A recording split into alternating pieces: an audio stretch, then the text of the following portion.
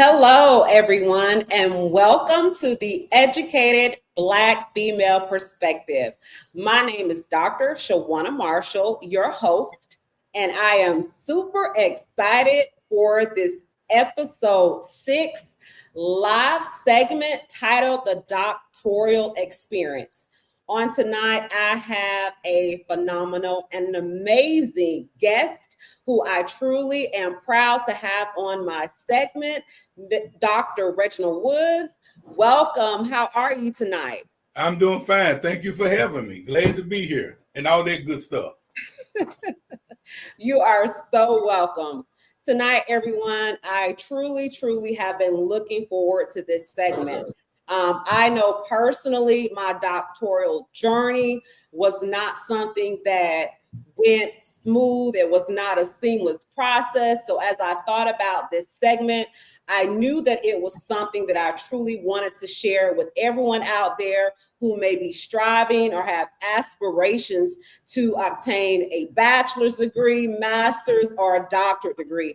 And as I shared too earlier, during my post this morning, it's not even just for people who aspire to achieve a degree. If you have goals, if you have aspirations, at some point in time, all of us are going to encounter a challenge. But it is all about bouncing back. It's about focusing. It's about accomplishing and finishing the mission.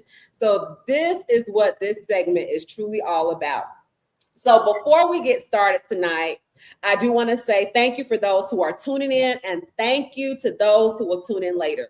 And I want to share a little bit about my guests on tonight, just so you can have some insight into who Dr. Woods is. Dr. Reginald Woods is an organizational leader and an organizational manager. He helps he helps business and executive leaders unlock their full potential. Dr. Woods is the founder of the Raw Approach. And with his proven track record, he has a passion for empowering others. Dr. Woods delivers tailored consulting and coaching that drives real lasting results. Through his innovative assessments and leadership strategies, the Raw Approach bridges the gap between employees and leadership, creating strong, aligned teams that thrive. Dr. Woods brings years of hands-on experiences and insight, diving deep into topics such as approachability, emotional intelligence, and transformational leadership to reshape organizational cultures. Dr. Woods has also launched a private elite group for community members to connect, share ideas, post messages, and grow together. Dr. Woods also possesses multiple degrees, and this is important. So I do want to share that he possesses a Bachelor's of Science degree in biology, double minor, chemistry, and physics from Austin Peay State University. Austin P. Austin P. Thank you for correcting me. I'm sorry. Everyone, correct me. A lot of people mess that up, but it's all good. Look, correct me. Oh my goodness. All right. And so he possesses a Master of Science in Public Service Management from Cumberland University. And lastly, he possesses a Doctor of Management in Organizational Leadership from the University of Phoenix. And last but not least, Dr. Reginald Woods is a proud member of Phi Beta Sigma Fraternity Incorporated. Always representing. Always representing. I don't know what the other ones do, but spring 1991, Almighty has taken out for row. Clarksville, Tennessee, Austin Peay State University representing full time. Hey, you struck a nerve right there. I'm ready. It was that introduction. It was that introduction, you all. Set him up for the moment. So yes, I am truly proud, truly honored to have my frat brother, 34 years serving in such an amazing fraternity. one that I am truly, truly proud of to say, and proud to say that I am grateful that they are my fraternity brothers. We are the only two D9 organizations that are constitutionally bound. So with that being said, Dr. Reginald Woods, you all. In the house. Thank you for that. Thank you for You are that. so welcome.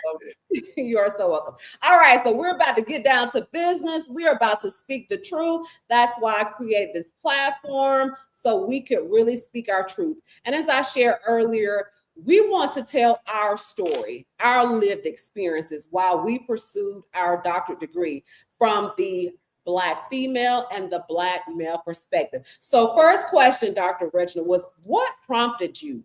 What was it that made you have that desire to pursue a doctorate degree?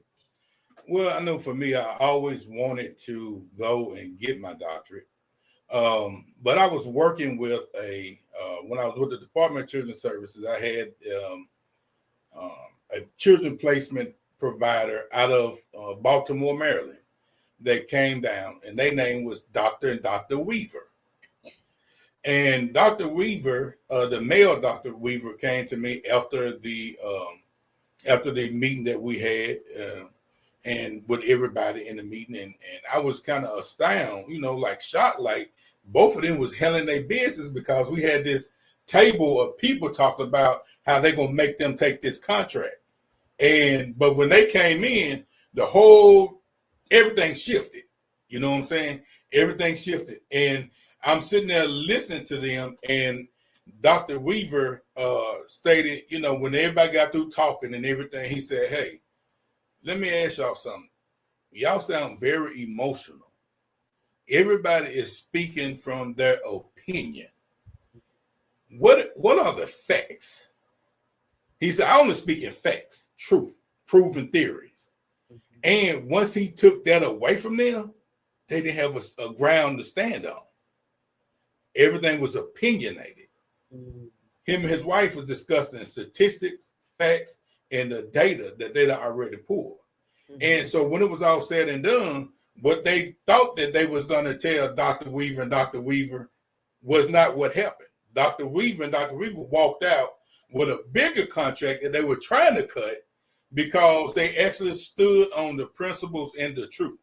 And then when we walked out, I talked with them, and at the time, male Dr. Weaver said, Mr. Woods at the time, he said, I know we talked on the phone a couple of times. He said, "Go get your doctorate."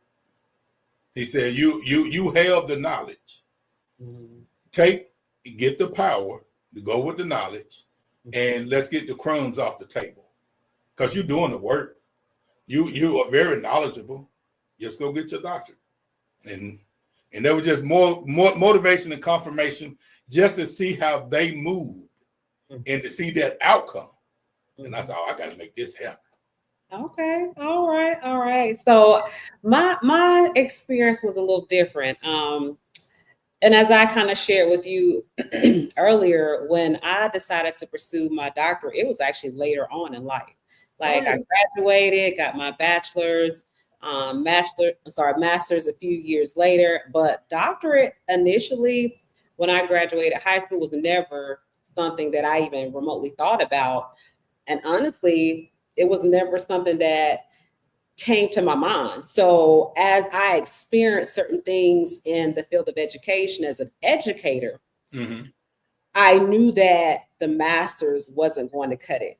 And as I've shared before, I've always had aspirations of going to law school, but I made peace with that. But I said, I can't stop at a master's. I have to be more of a powerful asset, because I knew I had the voice to advocate for students, for families, especially those who did not understand their rights, did not understand the law. And so I said, what can I do that will allow me to be a powerful asset? And then I went through my own personal experiences, where I went through a time where I was retaliated against on the job, where it was just one of the most traumatic experiences in my educational experiences. experience. And so I knew at that time I had to figure out what was going to be my next game plan. And so I looked into, okay, public policy will give me the opportunity to learn more about creating policy. But also, if I decide to run for office one day, I'll have that solid foundation. And so that's why I pursued the doctorate degree in public policy and public administration. It was simply because of experiences, tragic experiences. And I wanted to make sure that I knew as much as possible as I was positioning myself for greater opportunities, but also so that I could be more of a powerful asset for our community. So let me share this with you. Mm-hmm. Go ahead. As sad it is to say, tragic experiences, bad experiences in a job, it is sad, but those become the power of motivation for us to move ourselves to the next level. And I always say, when you go to the next level, prepare yourself. There's going to be new levels, there's new devils. You know what I'm saying? But once you have already came from that, you have prepared yourself to expect it. And you know how to move to that next level. And I'm the type person, I'm passionate about the people. And I don't like for my people to be done wrong. And that's why when I move in jobs and working in management and leading, I want to always make sure that not only are we taking care of our customer, but are the frontline workers being taken care of? Are they being treated with respect? Do they feel worthy of coming to work every day? Do they feel appreciated? And that's the raw approach. Hey, I love it. I love it because I think sometimes people forget that part of our purpose on this earth is to serve. And if you're not looking out for the well-being of other people, I feel like you have, and everybody's different. It's just how I was raised. You know, I believe in helping, I believe in serving. And I truly feel as though when I am looking out for my people and I'm looking out for people's best interests, then my living is not in vain. So that's powerful. And thank you for sharing. Thank you for sharing. So what I want to ask you next, as you work towards pursuing your doctorate, I know you talked about the people that had an impact on confirming some things. Share with us, what was your doctoral journey like? What was the experience like? Oh, well, this is one I like to share. Let me first say, when I originally went into the program, my goal was probably be like everybody else to finish within 3 to 5 years. That was my goal. When I went to my first year residency, one of the professors that was speaking to the group as a whole, and he said something that became so prolific that I continued to share with people in the program, is that he said that when you are in this situation, one thing it's going to tell you about the relationships that you are in, because it's going to require time that you do not have to give like you did prior. So he said, if you're in a rocky relationship, if you're in a marriage that's borderline, you one thing or two are going to give. Either the relationship is going to give, or you're going to give up doing your doctoral program, because you have to have collaboration. Everybody has to be on the page and understand that it is not I'm going back to school, it's we going back to school, including the kids, because there's sacrifices that you got to give up with late night studying and learning how to reprogram yourself, because the education process as a doctoral learner is totally different than all the 12 years and then your undergrad and your master's way of learning and teaching. Because you can do some papers on the undergrad level and even go to your where you can put your opinions and your thought in it. But doctoral level, you don't have a thought. Your opinion does not matter, and it better not be in that paper. It's all about 100% research. You know what I'm saying? Right. And so, and I'm grateful to share with people, with life occurrences, which people go through. It took me 14 years to finish my process. And I had Dr. Tammy Stewart on my show in May. And one of the things that I always like to share with people, and she shared with the audience, is a delay is not a denial. Amen. You know what I'm saying? A delay is not a denial. Amen. You know, it's just one of them things. It's just not right now. But if you passionate about it, continue to work and trust the process, it's gonna happen. It's just not you just didn't finish it in the 3 years that you've done. One of the first thing upon me finishing, and one of my first customers I had was a lady that reached out to me. She's going on her 9th year trying to get in and trying to get her dissertation and everything to line up through a quantitative study. And one of her team members on her research, her dissertation team, I think they was all qualitative. And they pretty much, the chair said, hey, this is what you need to do. Go out there and find some dissertation that had just finished and reach out to them, see if they can give you, whoever that is, they can give you advice. And you might have to do some contracting to really get you to that next level. Because, I mean, you done did 9 years, things keep changing, processes keep changing. And that was one of my first students that I began to consult with, because she was from, I think she was from Ghana. And she reached out to me, and I listened to her frustration and everything. And I told her, I said, hey, you just part of everybody else that's going through this process. Don't get frustrated. Continue to work through, and this is what I can do to help you with, and we'll go from there. And so my thing is the whole process as a whole is a journey I wouldn't change for nobody, because it's my journey. And I tell everybody, own your journey. You know, with anything that we do, stand on it, stand in it, stand with it. No matter what that process look like. Yours may not look like 14 years. Some people 15, 16, some people 10, some people 5. You got some people that done it 2.5. I'm proud of you. But that's your journey. You know what I'm saying? And you stand on it. Stand on it, stand in it, stand with it. You know, it's ironic you said that, because when I think about the word journey, that's something that I oftentimes use. My journey is my journey, just like yours is your journey. And we have to learn not to compare ourselves to other people. And because when you start doing that, that's where you really start running into problems, and where you really start thinking negative, feeling as though, well, this person did it in this amount of time and I didn't, maybe I should just stop. But people, that is so important. Your journey, your journey is your story. It is your own journey. And you shared something about sacrifice. When I actually got to the point where I was at my dissertation stage, when you talk about sacrificing, I literally, at that moment, there were some things health-wise that I was dealing with, but I looked at my plate and I said, okay, if it's not in your top 3, if it is not in your top 3 priorities, let it go. And I'll share this because I believe in your testimony and being truthful and honest. At that time, I realized that I was trying to build my brand. So I knew that my brand was my priority. I also knew that my health was my priority.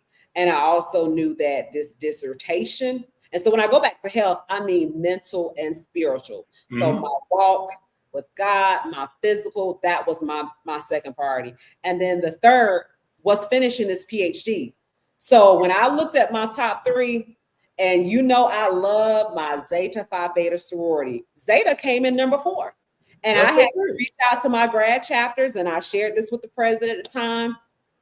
And I said, look, right now, this is where I'm at in my life. And I am going to have to step back. That's okay. Because my priority and my top 3 in the order is this, this, and this. And I'll be back when I finish. And that was around at the end of 2021, I believe. And so I said my goal was to finish my dissertation in 1 year. So I went through that whole year of 2022, and going into 2020, well, take that back. Sorry, fast forward. That had to be the end of 2022. So I went that whole year of 2023 working on my dissertation and then finishing up in February 2024. But I realized when we talk about sacrifices, and I'll tell people like, you have to prioritize. If you're not prioritizing things that are important in your life and you're adding things on your plate that you can't manage, then that is a problem. And so I share that to say, like, I love all of my organizations that we're a part of, but I had to step back from my sorority, and I also stepped back from my education organization that I love, because I realized these are the three major things right now in my life that I have to knock out. And as soon as I finished in February 2024, I reached out to my grad chapters, my bosses. I said, I'm coming back. And I came back. So I say that to say we have to learn how to prioritize. And it's okay. You can't worry about what people have to say, because I promise you this, whatever's your goal, whatever's on your plate, nobody else is going to finish it for you. You have to do it. So that was so you finished in February of 2024. Mm-hmm. And I did April 19th, 2024. And so I'm going to say this right now. I'm glad you said that. So for everybody out there, I want to add, because this was going to be something I had planned to share later. So funny story how Dr. Woods and I met. And this is what I love about the Blue and White family. I didn't even know Dr. Woods, but in the year 2024, we were both celebrating on social media. We were congratulating ourselves. We were celebrating ourselves. And as I'm looking on social media, I see this post, I see this guy celebrating his graduation, and I'm listening to the music, because music gets me first. So I'm hearing the music and I see all these beautiful pictures. And then I see this royal blue and white. And of course, I was tuned in. And once I saw it, the first thing I said, because I believe in celebrating each other, I had to message. I said, congratulations, Fred. I was like, this is so exciting. And I will share with him how proud I was, because I had just finished too. And then after I said congratulations, I messaged him and said, and I'm going to steal that song. We didn't even know each other. But this, and I have to share this, because this is what I love about the Blue and White family. When I came in, I was brought in a certain way. And when I became a member of Zeta Phi Beta sorority, it was a certain way that people brought me in. And I always took that with me. So even though Dr. Woods and I didn't know each other, I was not afraid to reach out and say, hey, Fred, congratulations. I'm proud of you. And then we connected immediately, not even knowing each other. And it's just something about when you truly take your sisterhood and brotherhood to heart and you value it, you're going to reciprocate that same love and just excitement that was shown to you. And so I immediately sent that to him, and we connected ever since. So, I appreciate you sharing what you did share, because you also, I wanted to add that last piece you talked about, mentoring. When I went through my experience, there were people who were in residencies with me. So we were able to connect with people. Correct. I'll never forget, there was this one guy that reached out to me after he saw I had finished, and he would email me. He would ask, could you share this with me? And we connected. It was like maybe 4 of us. We made sure that we would stay connected. So as we went on our journey trying to finish, if we ever needed help, if we ever needed someone to complete a survey or some type of support, we vowed that we would support each other. And so I'll never forget having him reaching out multiple times and wanting to talk to me. And he would share with me how he had a bad experience with his chair. And I just tried to be a source of motivation, a source of encouragement, because if you are trying to pursue your doctorate, there are going to be some times where you may encounter some obstacles. And that was part of what I shared. It's going to come. It's definitely going to come. And the bad part about it, sometimes you're going to feel it's personal. It's a personal attack. I mean, let's be real. I'm sure we all be like, man. And then when you go back and you reflect, you're like, man, this don't make sense. Well, I'm glad you shared that, because there was one incident, and I want to share this with people. When I was working on my dissertation, and this is how sometimes we can have a misconception about people.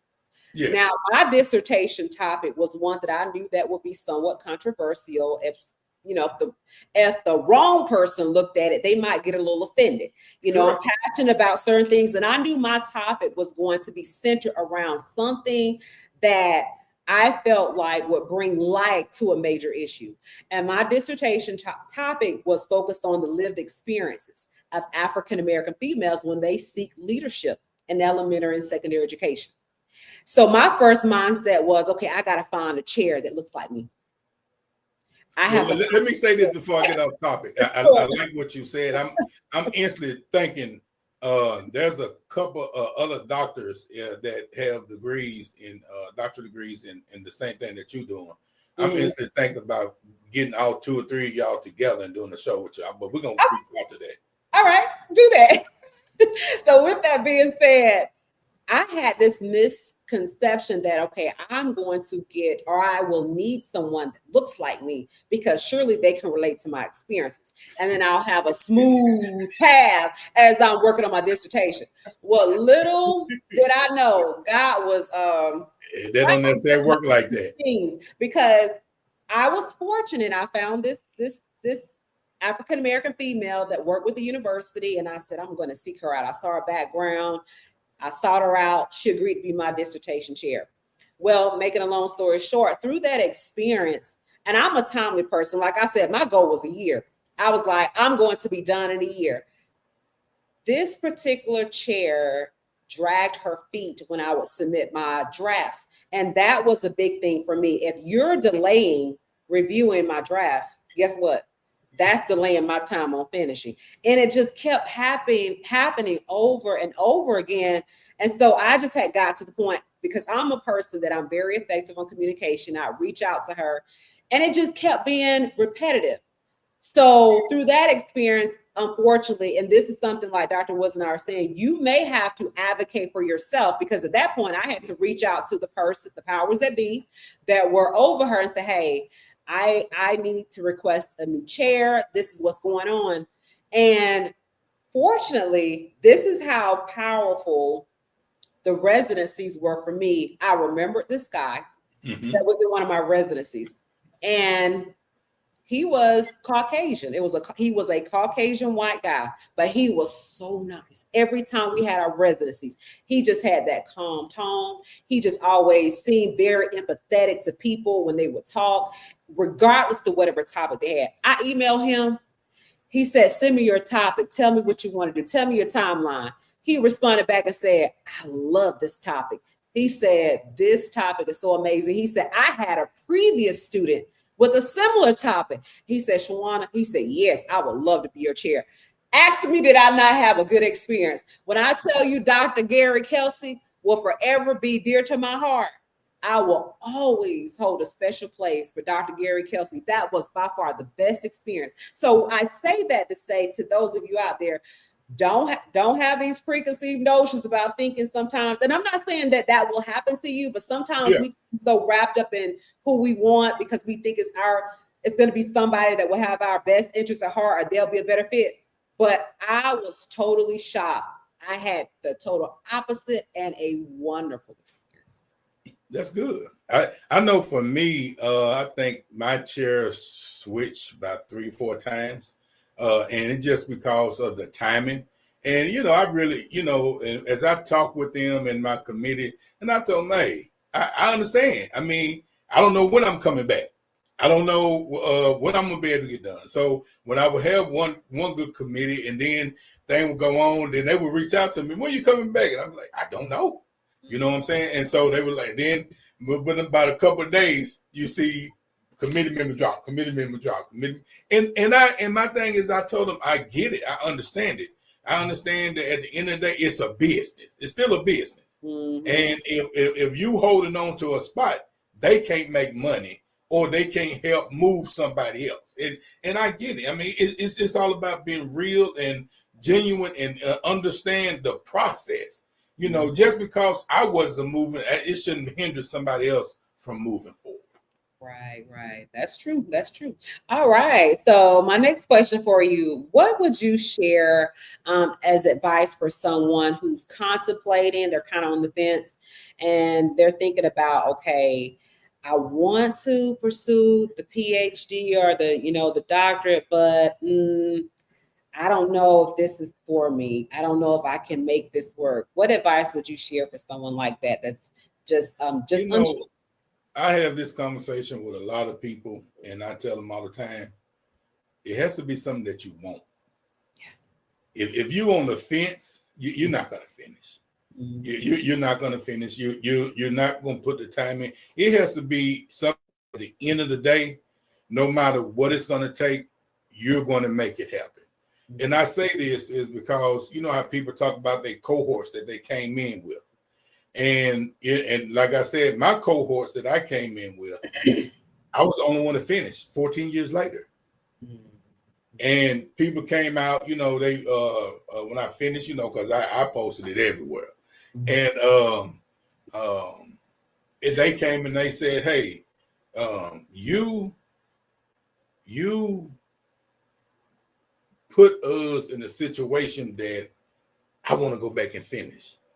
Because now I know someone that finished, and it gives more weight to the situation. I like that. So I tell them, make sure it's what you want.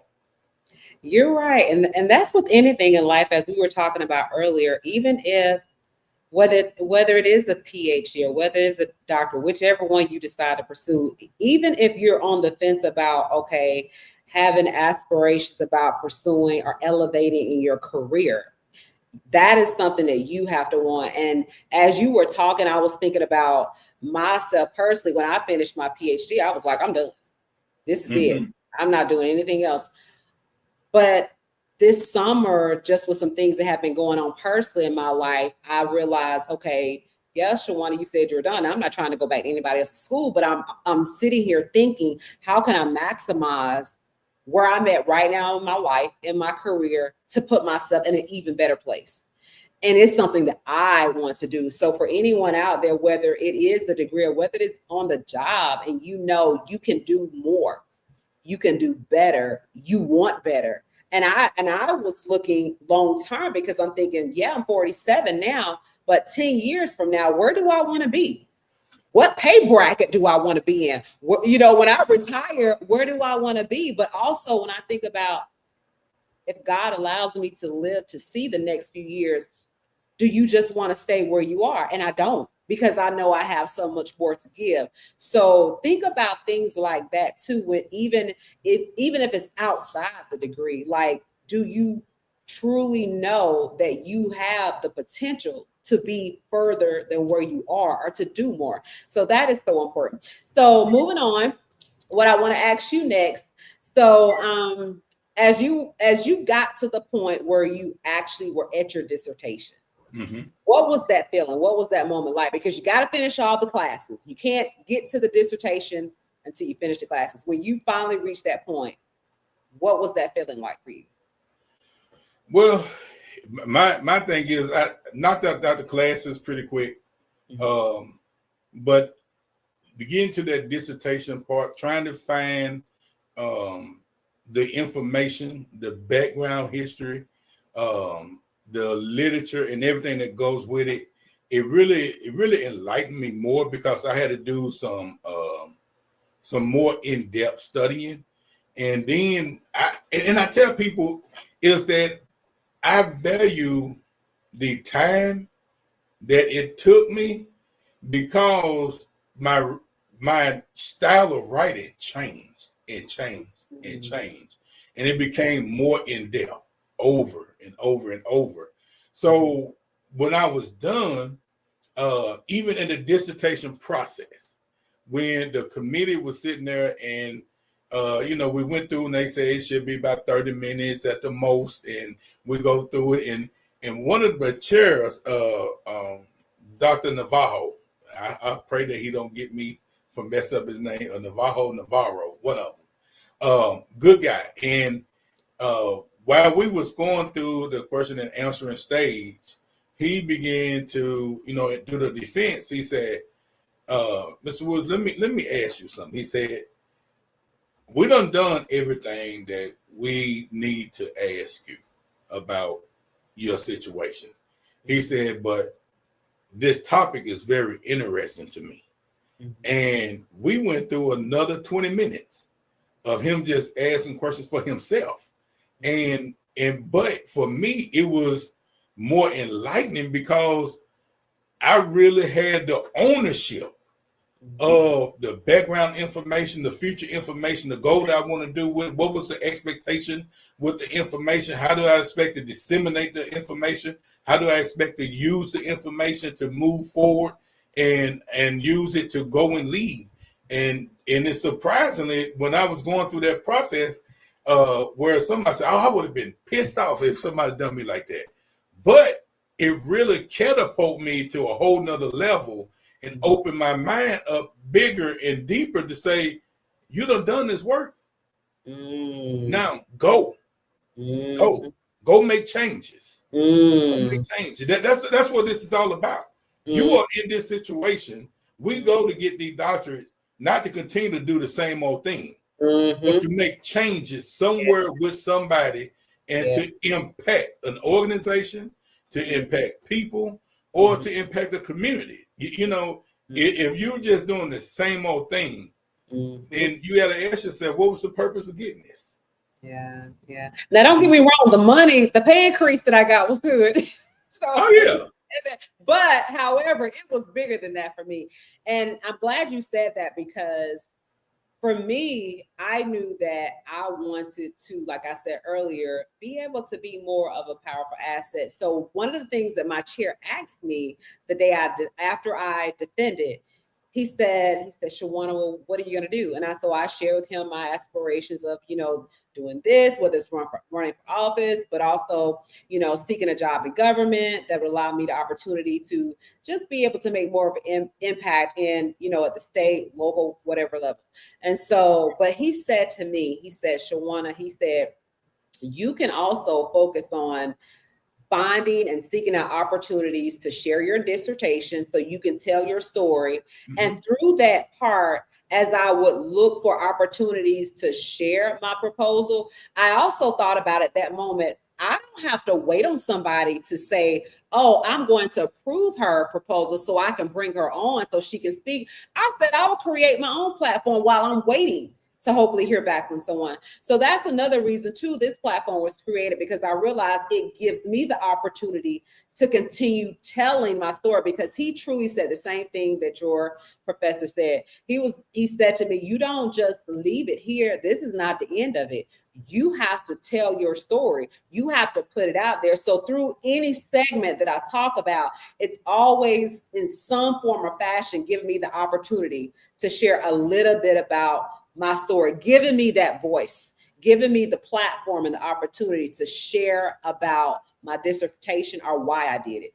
So that is so true and so powerful.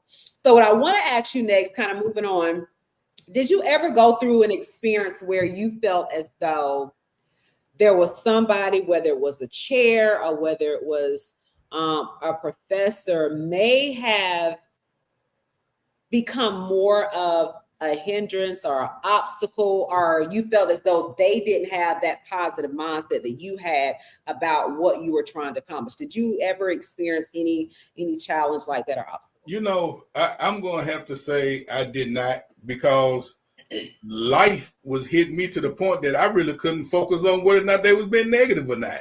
There was a lot of stuff that I would talk about. Some people already know that I would talk about, from the death of my son, divorce, from just going on to other things. There's a lot of stuff.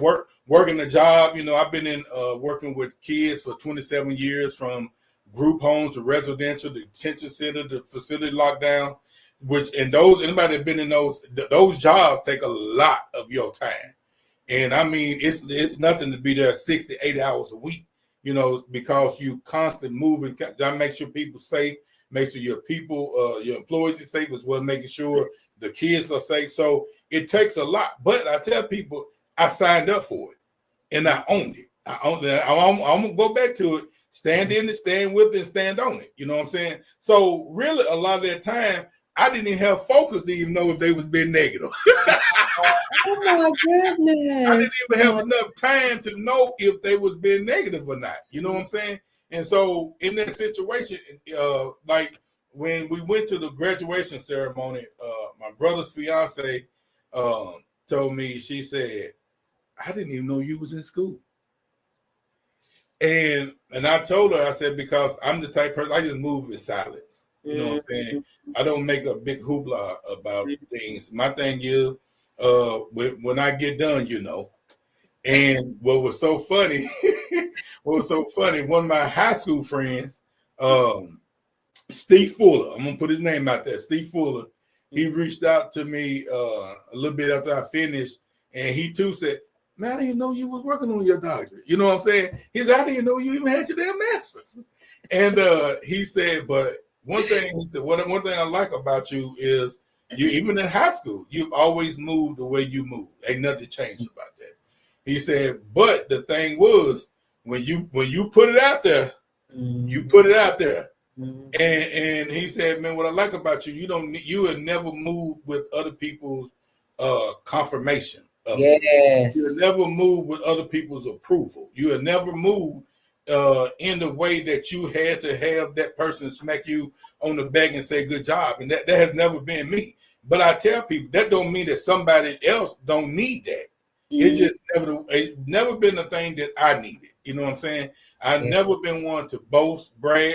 Just like, you know, we talked about, you know, you was reading my bio, and the first thing I told you, you don't have to go through that. And even when I go to churches and preach, and they were like, well, give me something that we can tell you. I said, well, just tell them I'm here to preach. You don't need to give them nothing else.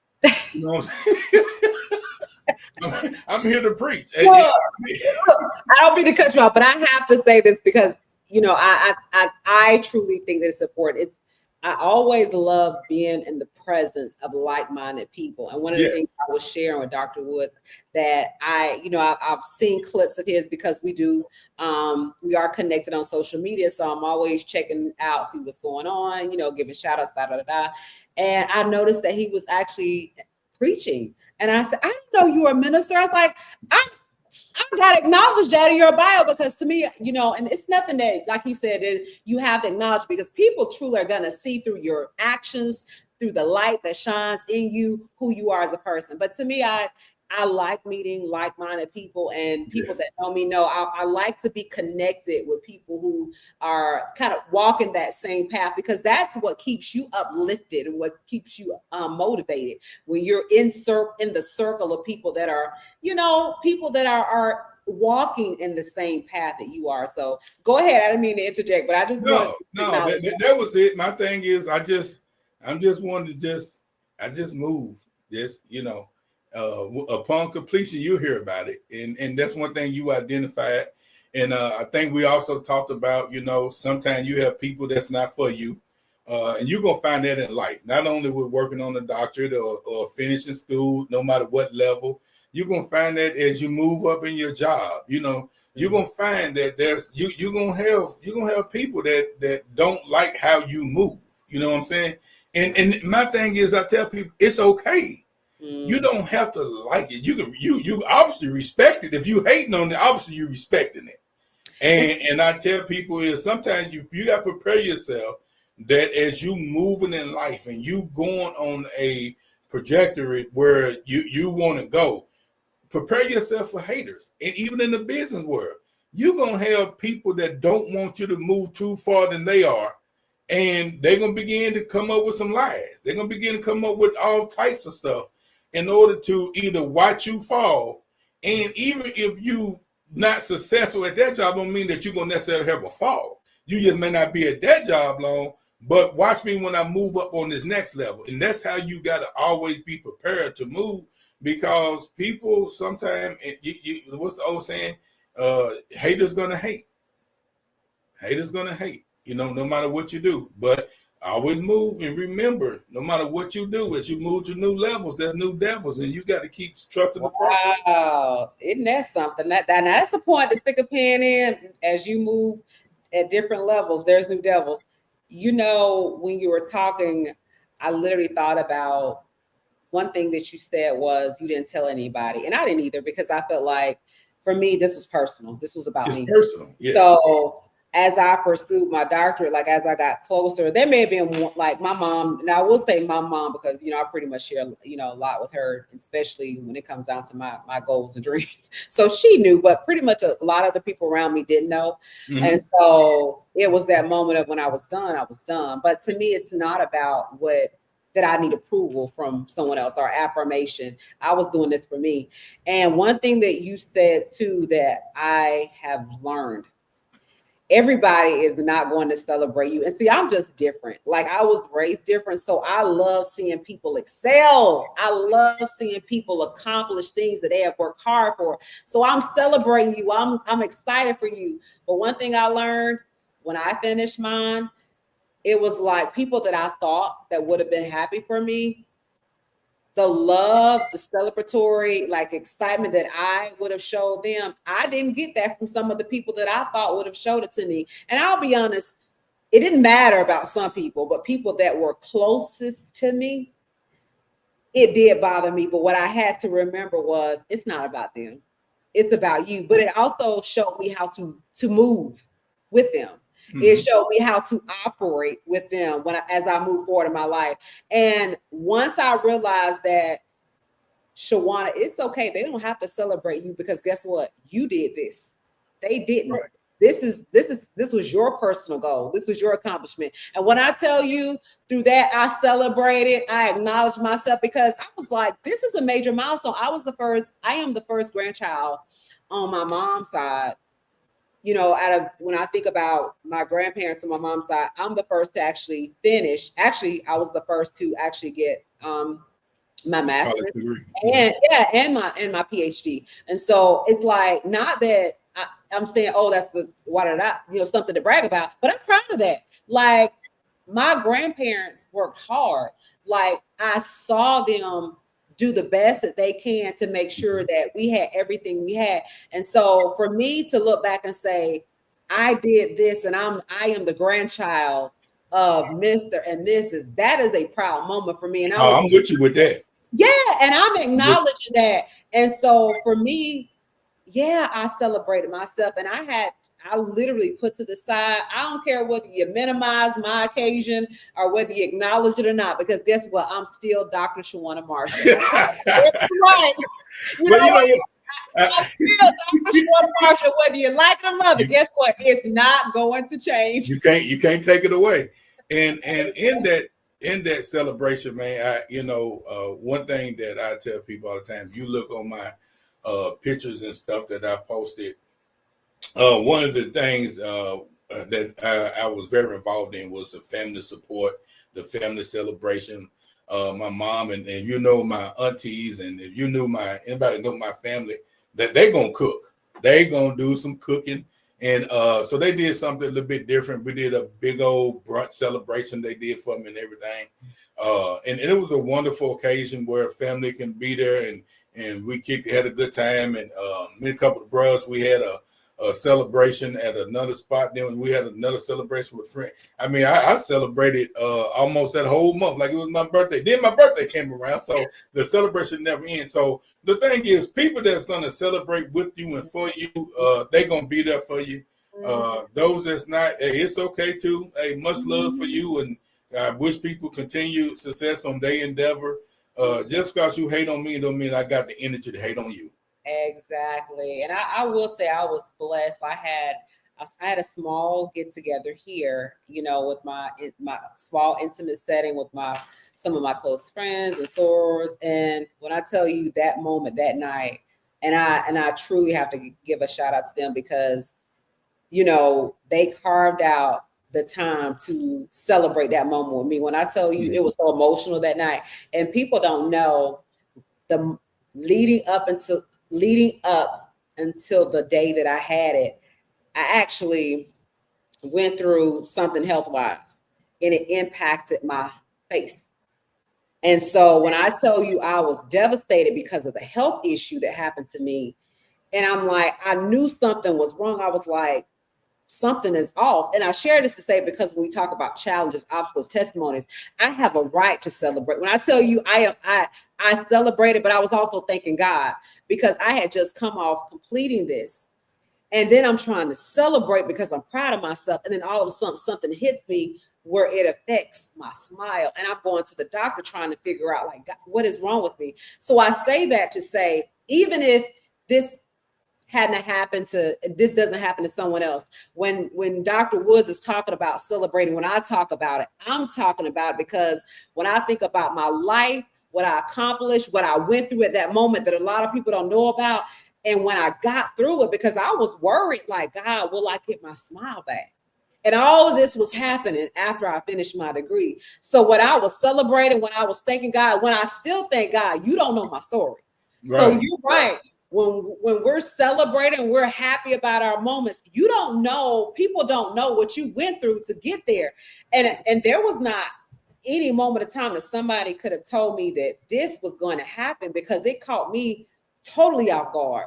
So it's part of why I thank God the way I do. It's why I praise God the way I do, because you don't know what I went through to get to this point, and things that you think you got under control. My mom always would say, you think you got it under control until something happens. And I never thought that, okay, and I never thought that I was stressed, because when I was writing my dissertation, it was just coming. I was doing the research because it was something I was passionate about. Right. Sometimes we can be so caught up in doing things that we're trying to do, things can hit you medically and catch you off guard. So when you're going through that, that was a challenge for me. So as I talked about challenges, that was a major challenge after the fact. But for me, it was like, I felt like it was something that as I was working on my doctorate or my dissertation, it was something that was building up, that all of a sudden when I finished, it kind of hit me.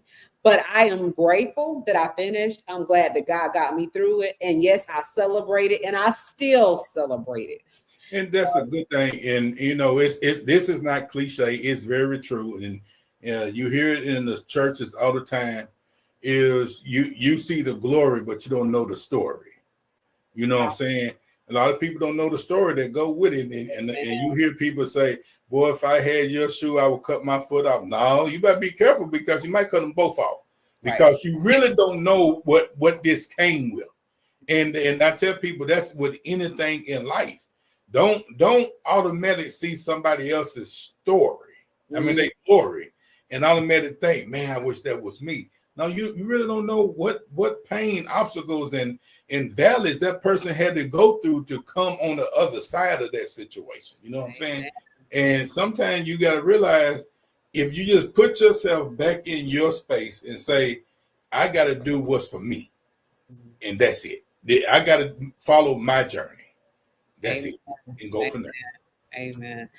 All right, so I only got a few more questions that I want to ask you. So, one thing that I noticed when I finished, I started to see and hear more about these honorary doctorates. So tell me what you're, so we're kind of shifting from, to another side of the whole doctorate. What's your perspective now that you finished, you have it, you earned it?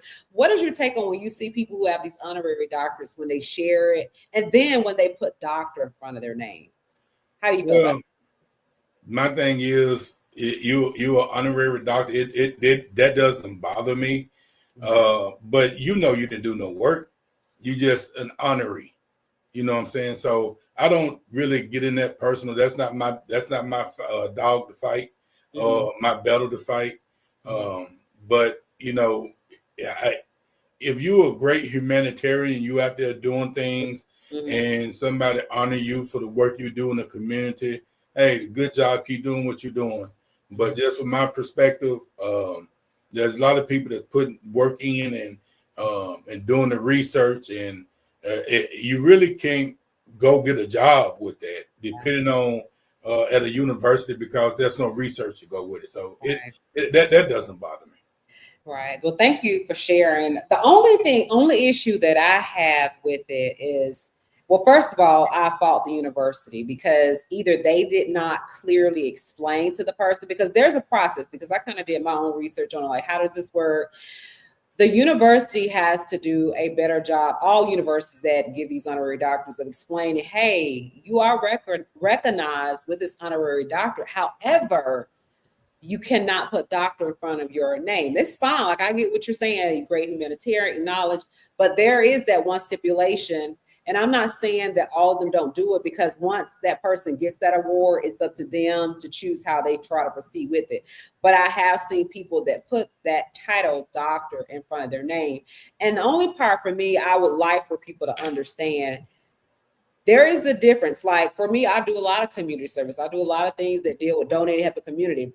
But I also have earned the right to be called Dr. Marshall because I put the work in.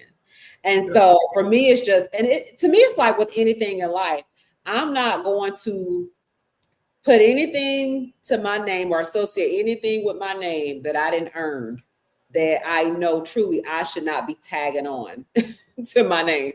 And that's just, that's just how I am. It's almost like, and I'm just kind of using this example. If I were to say, prophetess, or call myself, a pastor or a minister, I don't, because I'm not. But what I will say is, yes, I serve God, and I will quote scripture, and I will talk about the Lord and how good he is to me, and I will testify. But we're people that love God and serve God and honor God. You're going to do that.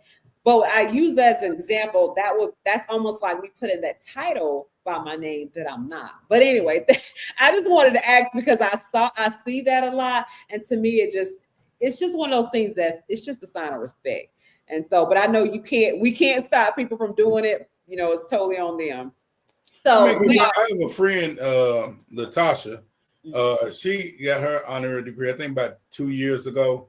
And one thing that she talked about a month later, she said, they putting this doctor in front of their name. Then she said, you ain't.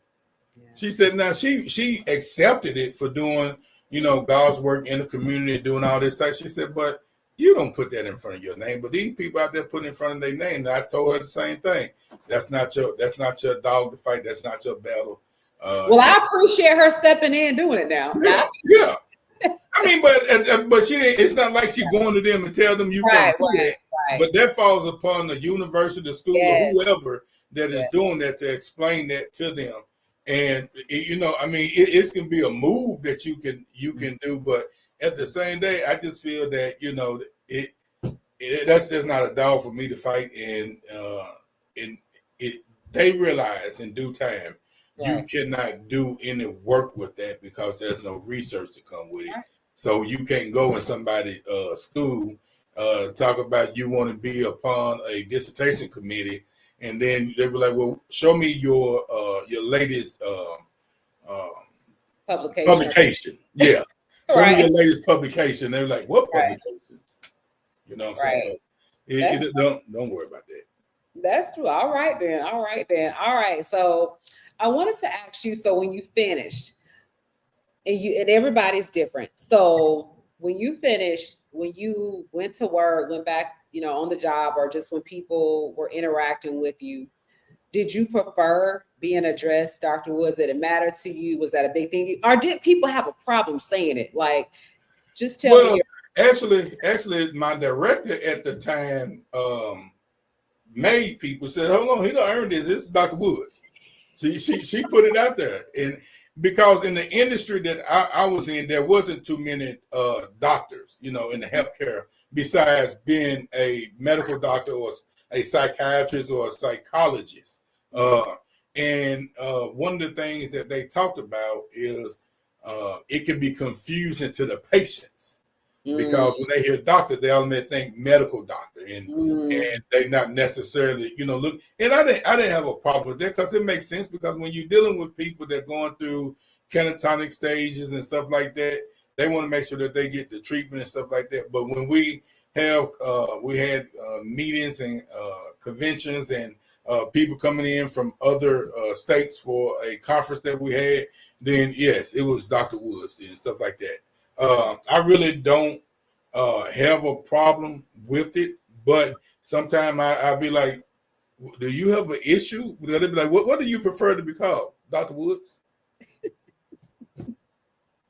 Look, when I went back to work, it was, and so in our county, this is like countywide, people call everyone by their first name. Now that was a shock for me because I'm from Alabama. I'm old school too. Like I'm calling you Mr. Mrs. So when I finished, of course, people were still calling me Shawania.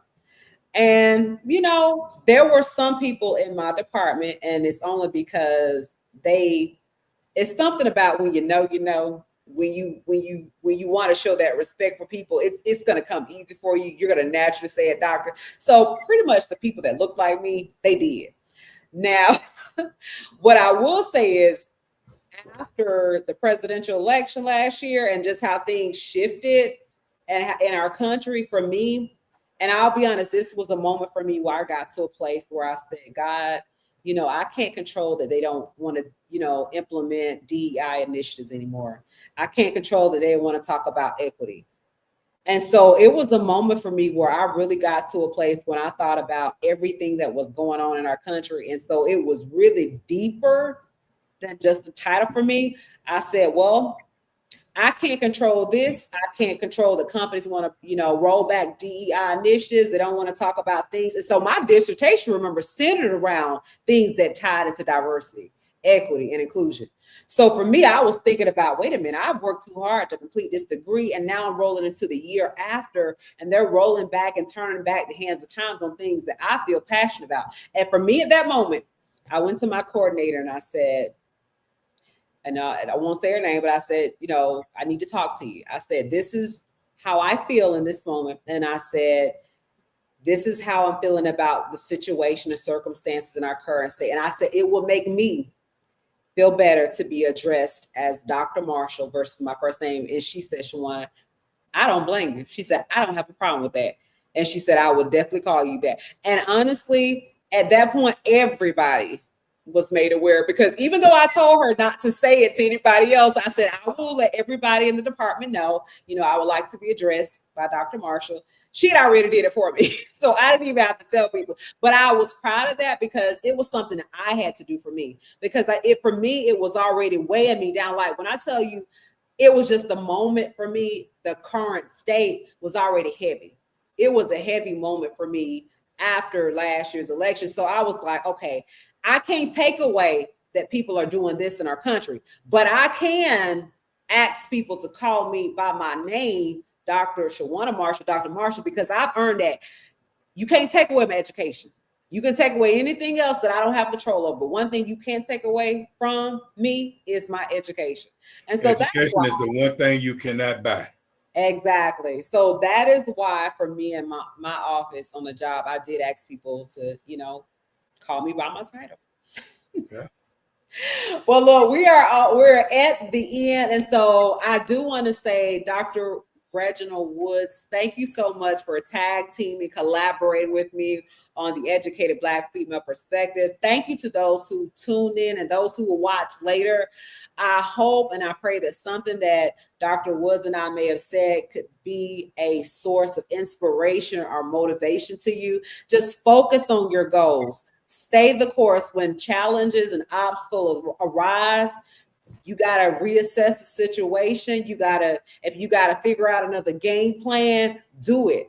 Do whatever you need to do to finish the mission.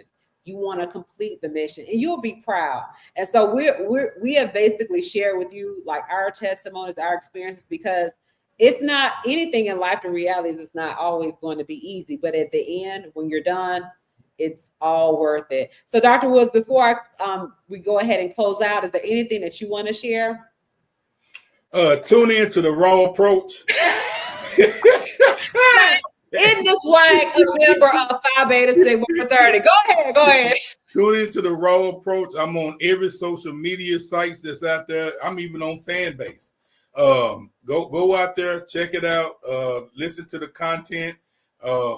And just remember, man, no matter what goes on, hey, trust the process. Amen. And remember, small victories lead to greater success. I am Dr. Woods with the Raw Approach. Peace out from me. Thank you, Dr. Woods. Now, see, that's just like a frat brother to take over everything. I gave it back to you. He did. He tossed it back. So I'm going to take it. So thank you all again. I truly, I am so truly appreciative, Dr. Woods. Thank you so much. You share a lot of great information that people can Thank you take for having me. I knew when I reached out to you, when you said yes, I already knew that it was going to be phenomenal and amazing. So I'm truly grateful. Well, everybody have a great night. Have a blessed week. And if you would check out Dr. Woods on the Raw Approach. And I'll continue to share on my platform as I continue to have other upcoming segments.